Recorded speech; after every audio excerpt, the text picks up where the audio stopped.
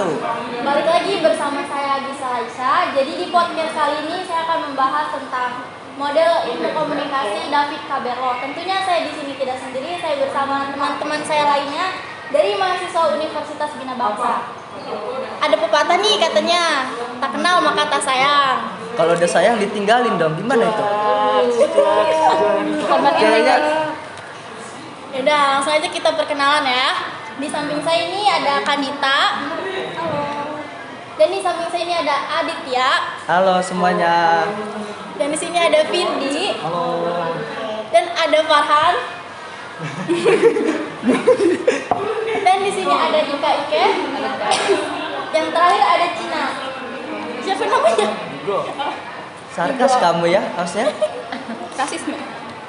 Jadi di sini kita akan membahas model komunikasi David Caberlo nih. Sebenarnya model komunikasi David Caberlo itu apa sih? Kalau menurut pengertian yang gua tangkap ya, pengertian komunikasi Caberlo itu dibuat pada tahun 1960. Komunikasi ini memiliki pendekatan yang berbeda untuk mengkonstruksikan model. Ia menciptakan model yang ia sebut sebagai model dari isi komunikasi. Nah, di model ini memiliki faktor-faktor yang mengontrol atas 4 elemen. Yang pertama, source atau sumber. Yang kedua, message atau pesan. Dan yang terakhir, channel dan penerima. Itu kalau menurut pendapat gua ya tentang komunikasi Caberlo. Tadi kan ada 4 elemen ya, S, M, C, R. Boleh dijelaskan lebih detail gak S-nya itu apa? Ya boleh. Nah, So nice. Nah, SMCR ini adalah singkatan ya. S-nya itu yaitu search atau sender. Untuk search-nya sendiri atau sumber komunikasi lah ya, yang bisa disebut sumber komunikasi yang meliputi keterampilan, sikap, dan juga ada pengetahuan. Sedangkan sendernya itu adalah komunikator. Yang kedua M-nya ini untuk message atau pesan, yaitu pesan dalam model komunikasi yang dikirimkan oleh sender atau komunikator kepada komunikan. Pesan yang dikirimkan ini bisa berbagai jenis pesan ya, yang daripada yang tadi yaitu video, teks ataupun dari media-media lainnya.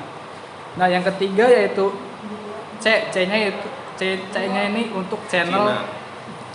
C-nya itu untuk channel. Bukan Cina. Bukan. Channel itu apa sih? Nah, channel yang disebut dalam komunikasi Berlo itu adalah saluran komunikasi yang fungsinya itu agar dapat memudahkan setiap individu atau kelompok dalam menyampaikan pesan.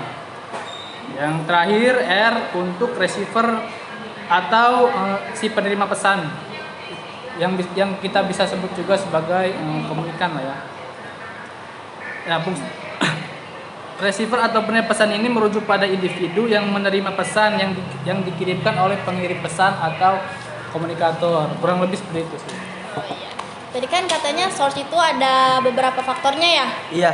Boleh dijelaskan lebih detailnya yang beberapa faktornya itu? Jadi di sini source memiliki 5 faktor. Yang pertama itu keterampilan komunikasi. Keterampilan komunikasi itu merupakan kemampuan individu untuk berkomunikasi seperti kemampuan membaca, menulis, berbicara, mendengar, dan lain-lainnya ya. Yang kedua itu ada sikap. Sikap ini diberikan oleh sender atau source kepada diri sendiri, halayak, dan lingkungan yang dapat memberikan perubahan makna dan efek terhadap pesan tersebut. Yang ketiga itu ada pengetahuan. Pengetahuan di sini memiliki pengetahuan yang baik tentang subjek, akan membuat pesan dapat dikirimkan secara lebih efektif oleh komunikator. Yang keempat itu ada sistem sosial. Sistem sosial ini memiliki beberapa aspek. Yang pertama aspek kepercayaan, yang kedua aspek budaya, yang ketiga ada aspek agama dan pemahaman umum terkait masyarakat. Yang kelima, faktor dari source ini adalah budaya. Budaya ini merupakan bagian dari masyarakat yang berada dalam sistem sosial. Seperti itu faktor-faktor dari source. Oh, tadi kan baru source nih. Yang kedua kan ada message-nya ya atau pesannya. Untuk message atau pesan tersendiri itu ada faktor-faktornya juga nggak sih? Ada dong. Boleh dijelaskan? Message sendiri itu kan pengertian dari isi yang dikirimkan oleh penerima, dan isi itu bisa berupa teks, suara, maupun video. Faktor-faktornya itu ada isi, elemen, perlakuan, struktur, sama kode. Isi itu materi yang dipilih sama penerima untuk mengekspresikan tujuannya. Kalau untuk elemen itu dia menyangkut beberapa hal nonverbal, kayak bahasa, gestur, atau enggak bahasa tubuh. Yang ketiga ada perlakuan. Perlakuan itu merujuk pengemasan pesan yang mencakup bagaimana pesan dikirimkan kepada penerima. Kalau struktur pesan yang nggak baik itu bisa membuat pesan itu nggak bisa diterima dengan baik sama si penerima. Kode nggak beda jauh sama struktur. Kalau kodenya nggak baik, nggak bisa, nggak jelas, pesannya juga nggak bakal jelas. Seperti itu faktornya. Baru 2 nih, ada SM. Nah, yang channel belum. Untuk yang channel, bagaimana itu?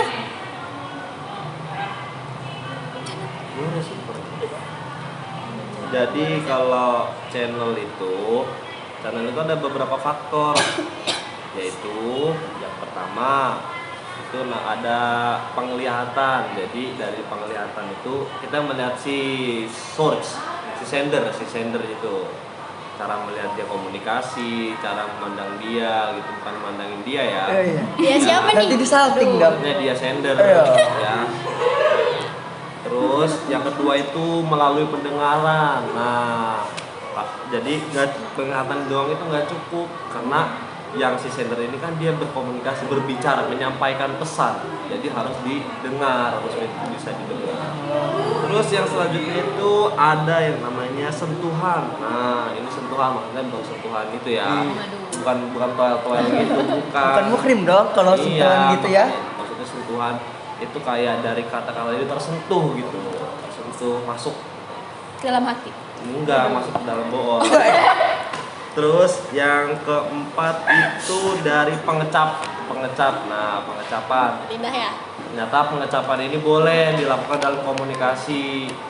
Awalnya gue kira pengecapan itu nggak boleh, karena kalau makan nggak boleh sambil ngecap ya. Iya. Itu seperti kuda berarti Jadi dong. kalau enggak. misalkan. Jadi maksudnya gimana nih pengecapnya ini?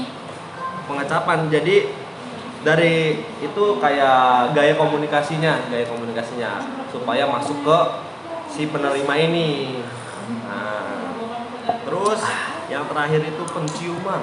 Hati-hati, bukan penciuman. Bukan nyium ya, bukan. Beda sensor. Kalau dicium gimana? Boleh, paksa. Penciuman itu jadi mulai dari kita juga kadang ngelihat si sender itu, si pengirim pesan itu kan, kita ngeliat orang ini bau gak sih gitu kan. Jadi kita memandang orang ini gimana caranya kita nyaman ngedengerin omongan dia gitu tuh. Orang dia itu kayak gimana. Nah, gitu. Jadi kalau dari channel itu faktor-faktornya ya. Udah. Udah dong. Nah, tadi baru 3 ya. Kan pasti di dalam ilmu komunikasi David Cabello nih ada apa? Yang menerima pesan. Menerima pesan di sini kan termasuk ke receiver ya. Untuk receivernya itu bagaimana? Apakah ada faktornya juga? Ada, gak beda jauh sama si source ini. Jadi si receiver ini punya 5 faktor, sama kayak si source gitu. Yang pertama itu ada keterampilan komunikasi. Jadi kayak keterampilan seseorang kayak dalam menerima pesan gitu. Jadi melalui kayak melihat, mendengar, menulis, membaca gitu. Terus yang kedua ada sikap atau attitude-nya. Jadi kayak sikap yang dilakukan oleh si penerima pesan kayak dari si sender tadi.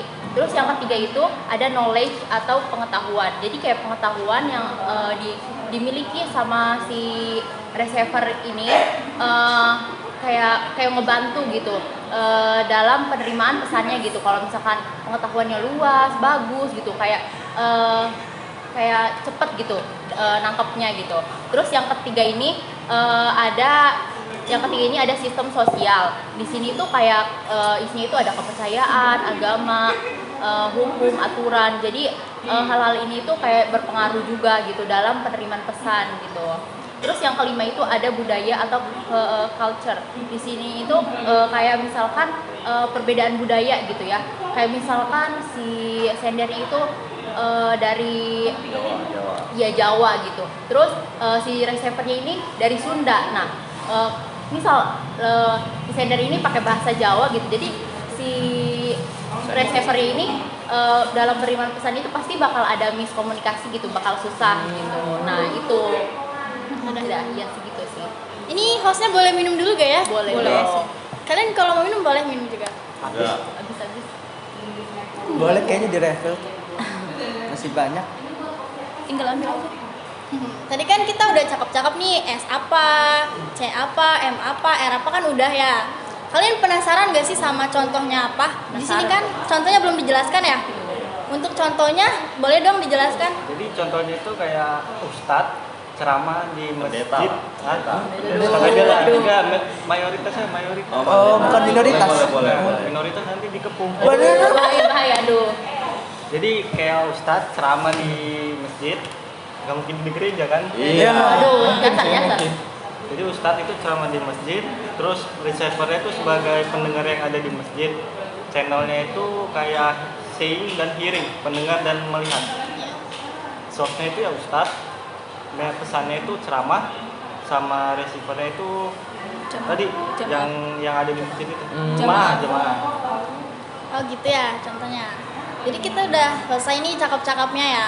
Tapi ada satu lagi. Tadi kan katanya komunikasi David Cabero itu kan termasuk linear.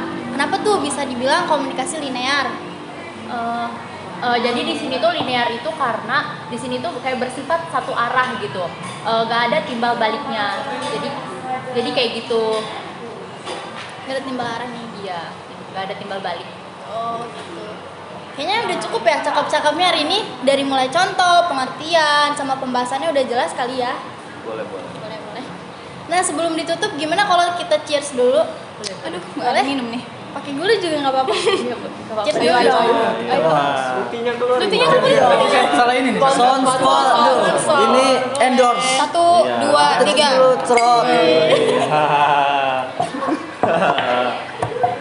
Oke, kayaknya cukup segini aja podcast kita hari ini. Kurang lebihnya mohon maaf. Wassalamualaikum warahmatullahi wabarakatuh. Waalaikumsalam warahmatullahi wabarakatuh.